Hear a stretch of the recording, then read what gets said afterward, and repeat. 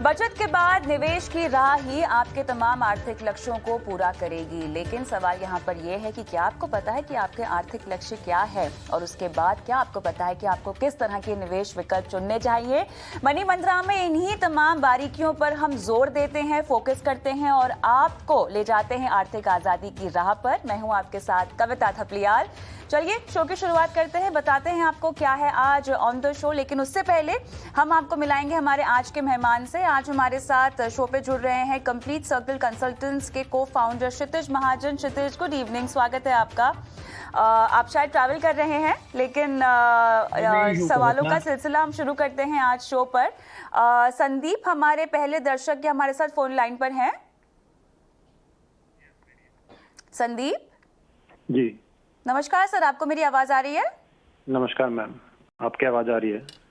Alright, आपने जो portfolio बनाया है, आप ये निवेश कब से कर रहे हैं? आपके पास एक्सिस ब्लू चिप है और मिरर एसेट का लार्ज कैप फंड है।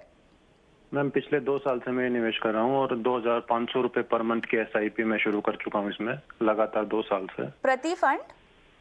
प्रति 2500 रुपए प्रति मंथ, दोनों फंड में मिलाकर? हाँ जी। ठीक है, नहीं, 2500 रुपए एक्सिस में और 2500 रुपए मेरा एसेट में। ठीक है। ओके, तो आपने दोनों ही ये फंड खुद सिलेक्ट किए हैं या आप सलाह ले रहे हैं किसी से? जी नहीं, मैंने खुद सेलेक्ट किए थे। कोई खास वजह निवेश करने के पीछे? निवेश करने का मैम, एक तो मुझे जो है ना कम से कम भी 1 करोड़ रुपया चाहिएगा आज से 20 साल के बाद, तो उस हिसाब से मैंने अपना निवेश थोड़ा सा लेट शुरू किया। और अभी मेरे पास जैसे 5000 रुपीज और पर मंथ में एक्स्ट्रा इन्वेस्ट करना चाहूंगा, तो मुझे 2 फंड्स की परफॉर्मेंस, इन फंड्स की परफॉर्मेंस भी अच्छी नहीं है और मुझे 2 फंड एक्स्ट्रा और चाहिए, तो इसलिए मैंने आपसे थोड़ा सा सलाह लेने की। किस फंड की परफॉर्मेंस से आप परेशान हैं, दोनों या एक ही? मैम दोनों फंड की पिछले 2 महीनों से मैं इन फंड से परफॉर्मेंस से खुश नहीं हूँ थोड़ा सा। ओके, तो आपको 15 साल के बाद चाहिए 1 करोड़ रुपए और आपने और 5000 रुपए से अपनी इन्वेस्टमेंट को बढ़ाना भी है। रिस्क को लेकर आपको क्या लगता है, आप अच्छा खासा रिस्क ले पाएंगे? अच्छा खासा तो नहीं मैम, थोड़ा सा मतलब सेफ भी और रिस्क भी दोनों ही, क्योंकि अभी है मेरे पास अभी। आपके पास अच्छी बात यह है कि काफ़ी समय है, आपके पास 15 साल का समय है, तो अगर आप रिस्क थोड़ा सा लेते भी हैं ना, तो जितने सालों की अवधि है उसके मुताबिक आपका रिस्क कम भी हो जाएगा। लेकिन आपको एक संतुलित रणनीति ही हम रेकमेंड करेंगे।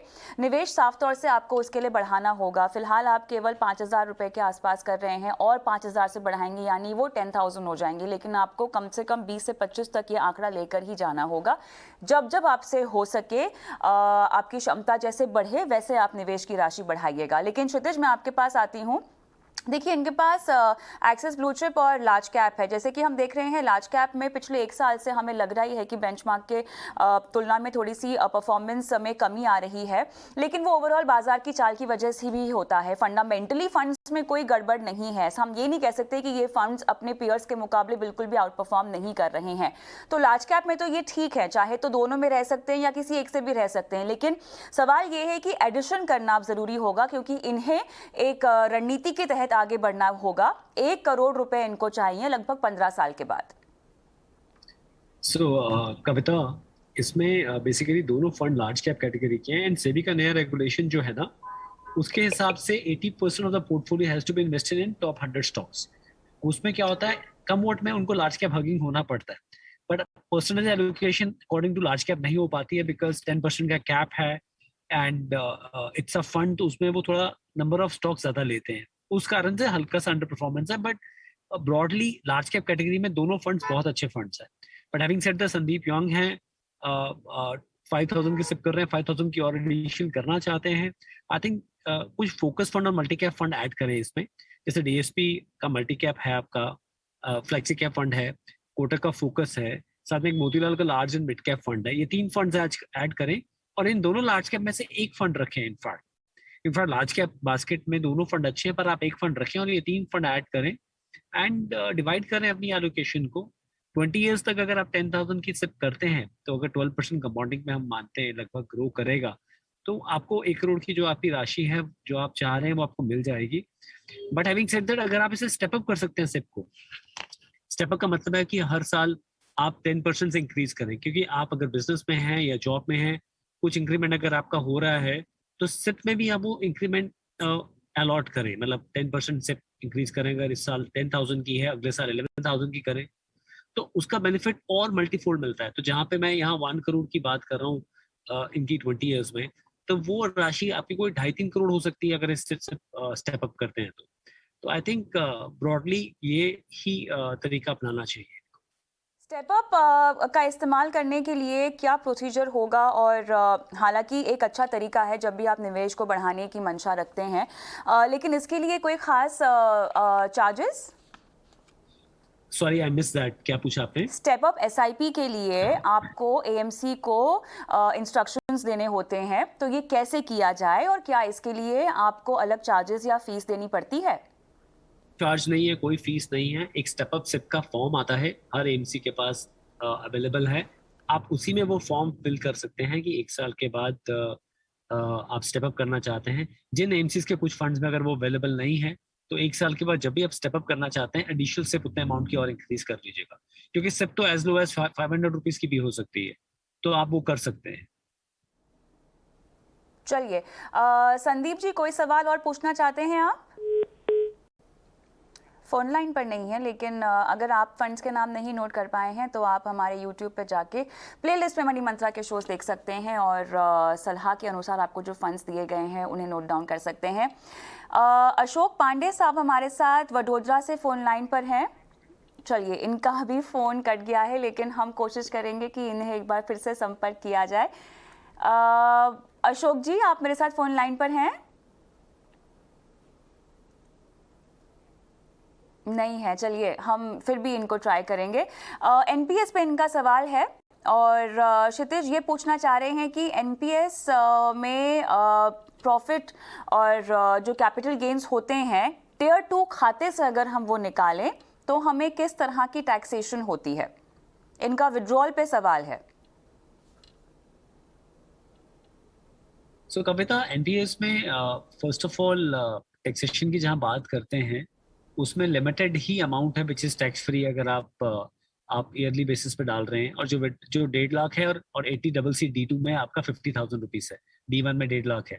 तो जब विड्रॉ की बात करते हैं, टीयर 2 से अगर निकालते हैं, तो 40% तक का विड्रॉल ही आपका जो है वो टैक्स फ्री है।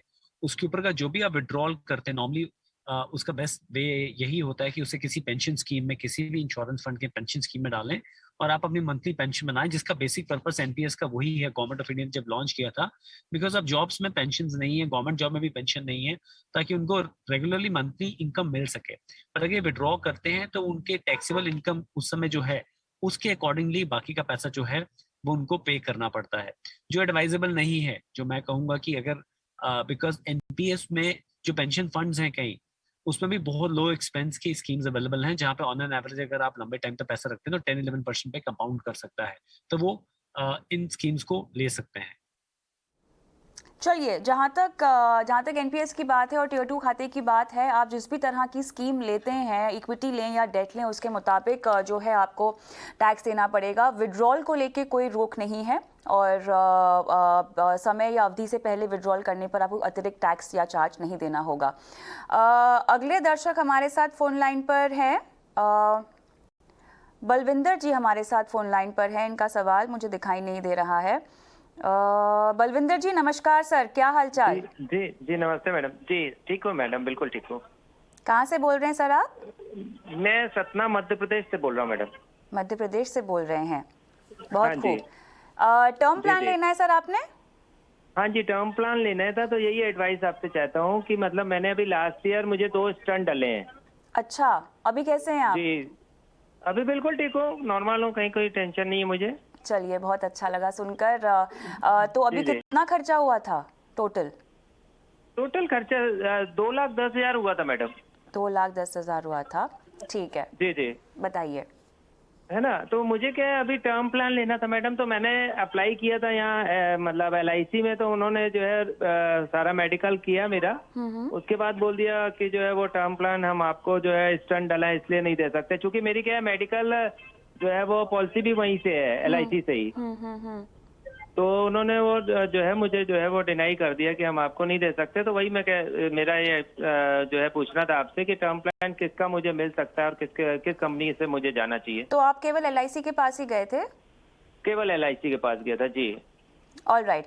क्षितिज, मुझे ये बताएं कि बाकी तमाम इंश्योरेंस कंपनियां भी क्या देने से इनकार कर सकती हैं, या कुछ अंडरराइटिंग के तहत और कुछ प्रीमियम बढ़ाकर या कुछ वेटिंग पीरियड के बाद ही सही इन्हें किसी भी तरह का टर्म प्लान मिल सकता है?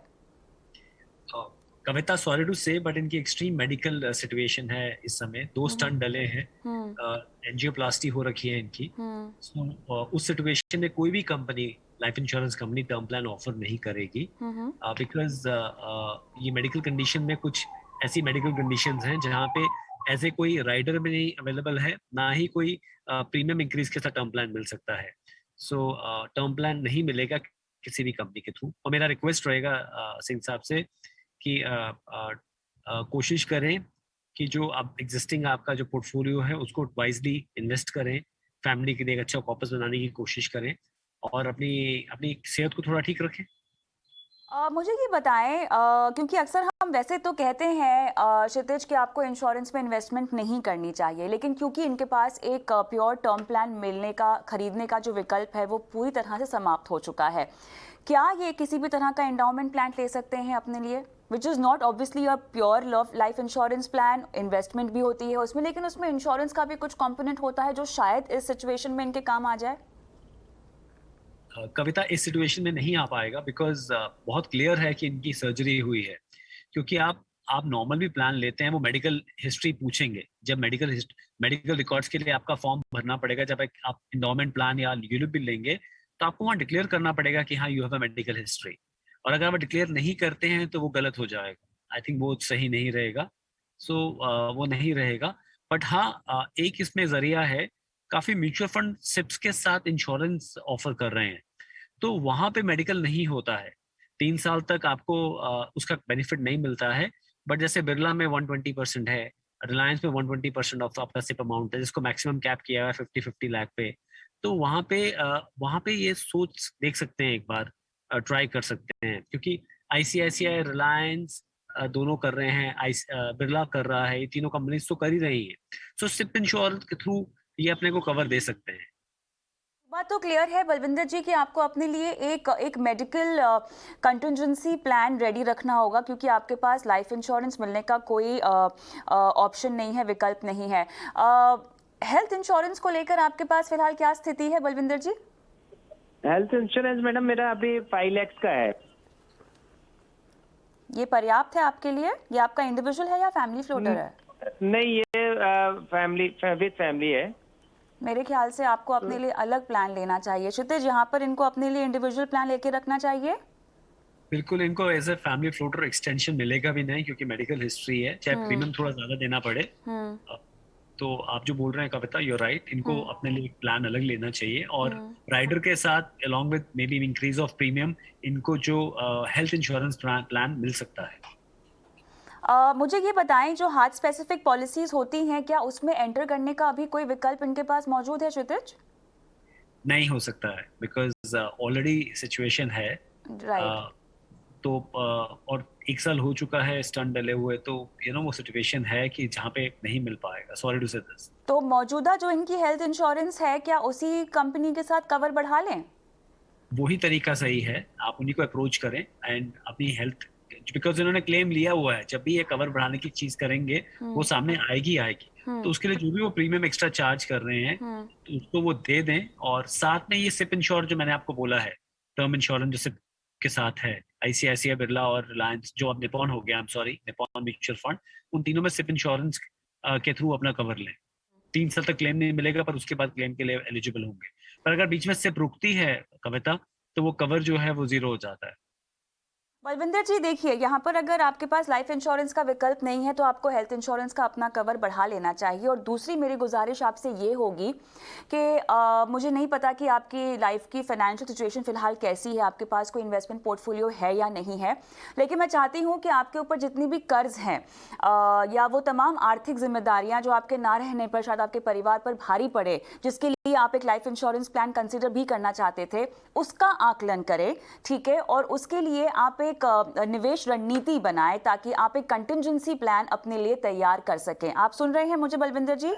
जी जी जी जी मैडम, मैं ये कह रहा जी। था, ऑलरेडी मेरा म्यूचुअल फंड में जो है वो इन्वेस्टमेंट है, और मंथली जो है वो 6,000 देता हूँ मैं। ठीक है, ठीक है। तो ना? सर तो क्योंकि वो- मेरे पास अभी उसकी डिटेल्स नहीं है और अभी शो में बहुत सारे सवाल और पूछने हैं, तो मैं चाहती हूँ कि आप अपने म्यूचुअल फंड वाला जो पोर्टफोलियो है ना, और आपके ऊपर क्या क्या आर्थिक जिम्मेदारियां हैं, जैसे कि बच्चों की पढ़ाई होगी, शादी होगी, आपका रिटायरमेंट हो गया, ये सब की डिटेलिंग आप मुझे वापस से व्हाट्सएप करें और वो सवाल फिर मैं एक बार फिर से शो में शामिल करूंगी। फिलहाल आपको जल्द से जल्द अपना हेल्थ इंश्योरेंस कवर बढ़ा लेना है। थैंक यू सो मच अपना सवाल हमसे पूछने के लिए।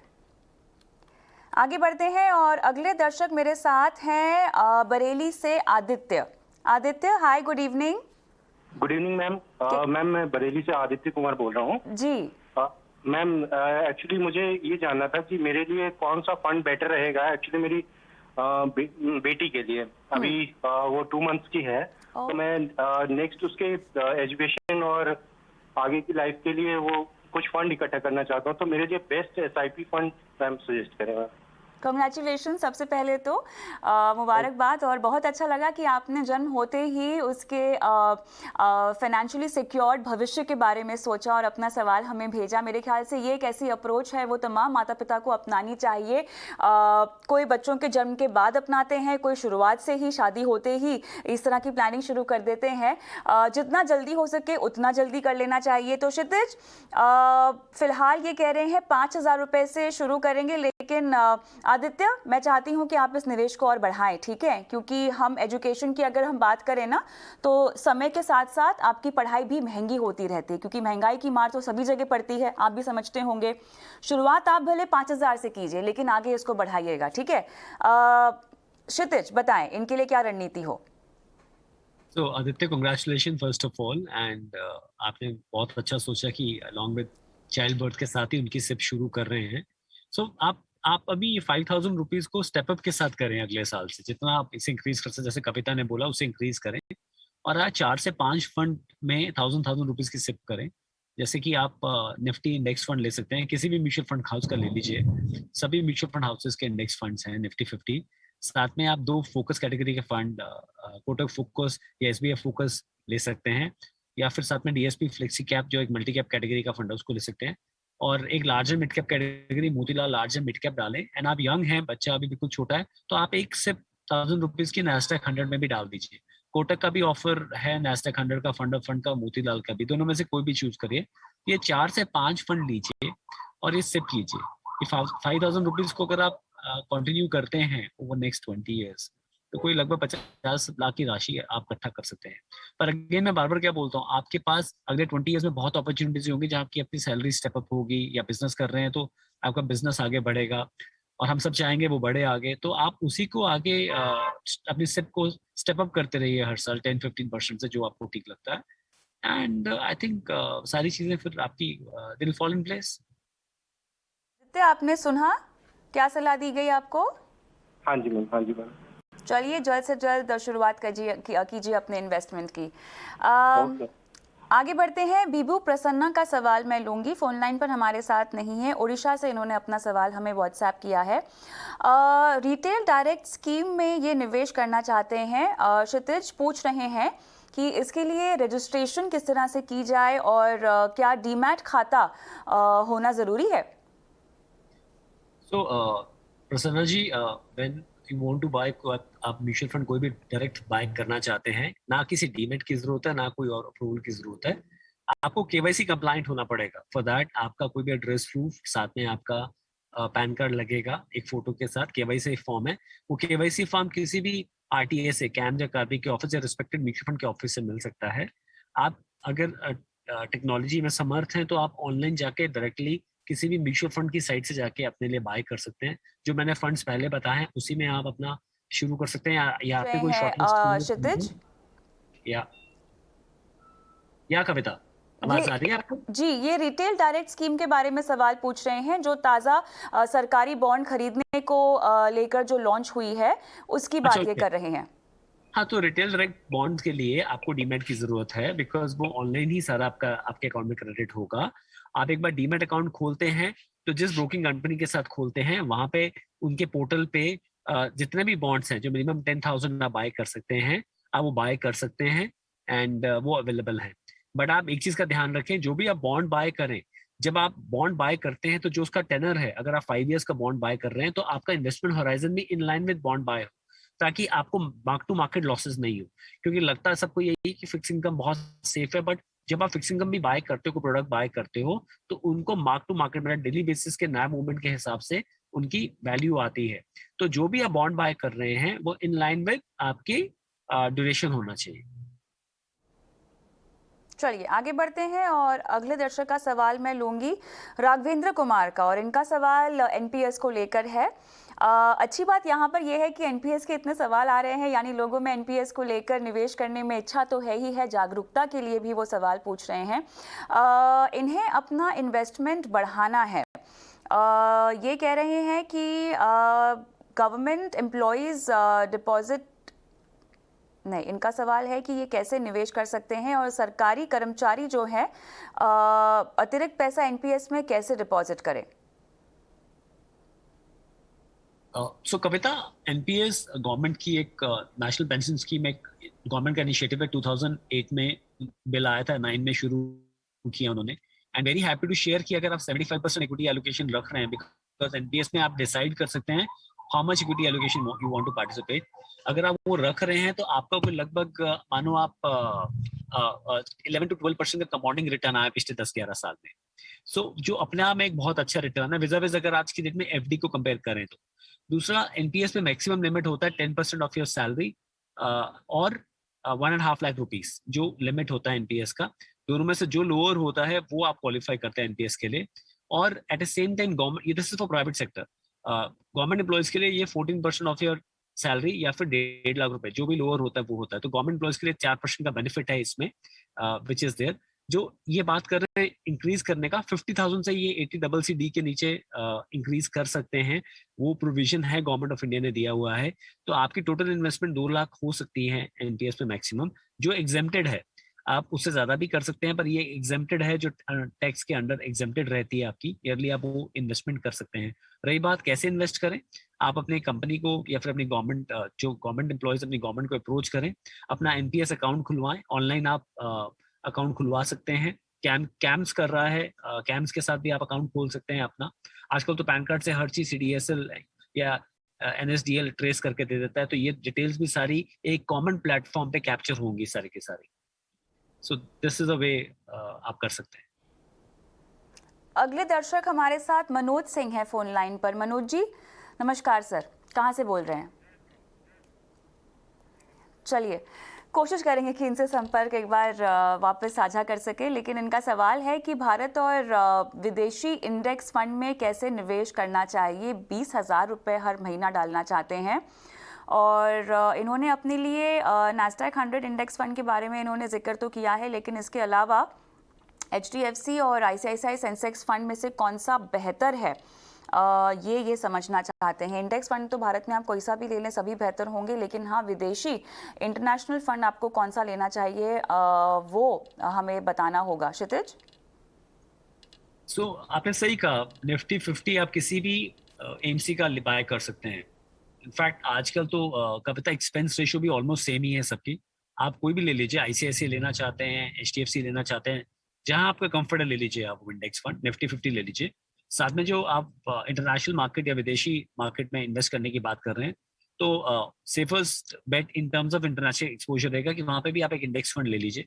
आप नैस्डैक 100 ले सकते हैं, fund of fund index fund, जो आप कोटक या मोतीलाल में से किसी का भी ले सकते हैं। दोनों ही ऑफर हैं जो अवेलेबल कराते हैं।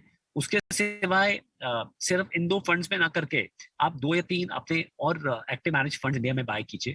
जैसे मोतीलाल का लार्ज एंड मिड कैप है, आपका टाटा का डिजिटल फंड है, बिकॉज वो अपने आप में एक टेक्नोलॉजी प्ले है और टेक्नोलॉजी बहुत अच्छा करेगा यहाँ से। साथ में कोटक का फोकस है, डीएसपी का फ्लेक्सी कैप। तो इनमें से 2-3 फंड्स और लीजिए। तो जो भी आप पोर्टफोलियो बना रहे हैं उसमें से 4 से 5 फंड रखिए।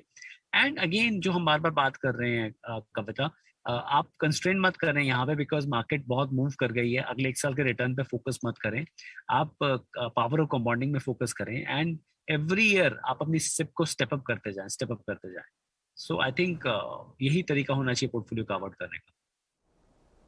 चलिए अगला सवाल हम लेंगे अरुणिता का, और ये कह रही हैं कि इनके पास निवेश को लेकर फिलहाल कोई जानकारी नहीं है। ये निवेश की शुरुआत करना चाहती है। अब तक केवल फिक्स डिपॉजिट और पोस्ट ऑफिस में ही इन्होंने जितने पैसे जमा करने थे वो कर दिए हैं। जहाँ तक पैसों की रिक्वायरमेंट की बात है, फिलहाल ये कह रही हैं कि इनके बच्चे शादीशुदा हैं, वेल सेटल्ड हैं, तो ऐसा भी नहीं है कि इन्हें ज़रूरत है किसी तरह की फ़ंड की, लेकिन हाँ म्यूचुअल फंड में इन्वेस्टमेंट की शुरुआत करना चाहती हैं। फ़ोन लाइन पर हमारे साथ नहीं है, वरना हम इनको और भी जानकारी इनसे ले सकते थे। लेकिन अरुणिता जी, बहुत अच्छा लगा। आपकी उम्र मुझे नहीं पता, लेकिन आपने अपने आप को आर्थिक आज़ादी की ओर ले जाने के लिए कदम उठाया और ये रियलाइज़ किया कि आपके पास और भी बेहतर इन्वेस्टमेंट ऑप्शंस हैं और उन्हें आजमाना चाहिए। मनी मंत्र आपकी इसमें सहायता करेगा। क्षितिज, मुझे उम्र नहीं पता, लेकिन जिस तरह से ये कह रही हैं कि इनके बच्चे वेल सेटल्ड हैं, तो जहाँ तक रिस्क वाली जो एज है, मुझे लगता नहीं कि ये बहुत ज़्यादा ले पाएंगी। लेकिन फिर भी अगर रणनीति हमें इनको सुझानी हो, जो कि मैं चाहती हूँ कि आप थोड़ा सा इक्विटी भी इनको सुझाएं, ये बोलते हुए कि लंबी ड्यूरेशन के लिए आपको उसमें रहना होगा, किस तरह का पोर्टफोलियो इनके पास होना चाहिए? आई थिंक कविता, यहाँ पे हम 40-40-20 का रूल लगाते हैं। 40% शॉर्ट टर्म डेट फंड या फिर भारत बॉन्ड फंड में करें, 40% ये बैलेंस एडवांटेज और बैलेंस फंड में करें, और 20% प्योर इक्विटी म्यूचुअल फंड, जिसमें सिर्फ मैं इंडेक्स फंड निफ्टी की बात करूंगा, करें। एंड उसका कारण मैं ये बताऊंगा, बिकॉज जो भी डिटेल्स आपने बात करी है अभी, इट्स ऑब्वियस कि दैट बच्चे सेटल्ड हैं, इनकी डिपॉजिट्स में पैसा पड़ा हुआ है जो 5-5.5% में इनकी वेल्थ प्रिजर्व भी नहीं कर पा रहा है, बिकॉज पोस्ट टैक्स वो लेस देन 3.5-4% है, और साथ में पेंशन है। तो I think best way is कि टुमारो इन्होंने जो वेल्थ क्रिएट करनी है आज की डेट में, वो पास ऑन करके जानी है नेक्स्ट जनरेशन को। तो नेक्स्ट जनरेशन को एक ऐसा एसेट क्यों देके जाएं which is not even preserving wealth, जो वेल्थ आपकी डिप्लीट कर रहा है। तो बेस्ट है कि बिकॉज वो पहली बार म्यूचुअल फंड में आ रही है, तो 30-40% जो है शॉर्ट टर्म फंड्स और भारत बॉन्ड फंड, एक एडलवाइज का इनिशिएटिव है, उसमें वो पार्टिसिपेट करें। 40% बैलेंस एडवांटेज फंड लें, बिकॉज उसमें कंफर्ट ये रहता है कि डिपेंडिंग ऑन मार्केट मूवमेंट आपका इक्विटी और डेट का एलोकेशन चेंज होता है, पर टैक्सेशन इक्विटी का रहता है। तो शॉर्ट टर्म और बॉन्ड फंड पोर्टफोलियो से आपको कोई 5.5-6% रिटर्न का एवरेज रिटर्न आएगा, जो आपका बैलेंस फंड पोर्टफोलियो से आपको कोई 10 से 11% का एवरेज रिटर्न आएगा। I am talking about next 3 to 5 years की बात कर रहा हूँ। और प्योर इक्विटी पोर्टफोलियो से आपका वही, अगर हम इंडेक्स फंड लेते हैं, निफ्टी 50 लेते हैं, तो 11 से 12% आएगा। तो ऑन एन एवरेज इनका रिटर्न जो है पोस्ट टैक्स, वो 8 to 9% बन जाएगा, जो विज़ आज की जो फिक्स डिपॉजिट है जहाँ पे 5-6% बन रहा है, उससे काफी बेटर रहेगा। तो यही स्ट्रेटजी होनी चाहिए, एंड कांग्रेचुलेशंस। ये मैं चाहती हूँ कि अरुणिता जी अगर ये सुन रही हैं तो एक बार फिर से अपना सवाल हमें भेजें और अब की बार फोन लाइन पर रहें, ताकि हम आपसे बात भी कर सकें। लेकिन इसी के साथ क्षितिज, बहुत बहुत धन्यवाद समय निकालकर शो का हिस्सा होने के लिए और दर्शकों को गाइड करने के लिए उनकी फाइनेंशियल प्लानिंग की ओर। मनी मंत्रा में आज के लिए मुझे भी इजाजत दें, लेकिन ब्रेक के बाद देखिए निवेश की ABCD, जहाँ पर हमारे साथ होंगे सुंदरम म्यूचुअल फंड के सुनील सुब्रमण्यम, और बाजार की तमाम और निवेश की तमाम बारीकियों के गुर वो आपको सिखाएंगे। बन रहे